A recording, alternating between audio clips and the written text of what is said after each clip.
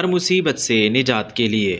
مناہج الحسنات میں ابن فاکہانی کی کتاب فجر منیر سے نقل کیا ہے کہ ایک بزرگ شیخ صالح موسیٰ ضریر تھے۔ انہوں نے اپنا گزرا ہوا قصہ مجھ سے بیان کیا کہ ایک جہاز ڈوبنے لگا، میں اس میں موجود تھا۔ اس وقت مجھ پر غنودگی سی ہوئی۔ اس حالت میں رسول اللہ صلی اللہ علیہ وسلم نے مجھ کو یہ درود تعلیم فرما کر ارشاد فرمایا کہ جہاز والے اس کو 1000 بار پڑھیں۔ ہنوز 300 بار تک نوبت پہنچی تھی کہ جہاز نے نجات پائی۔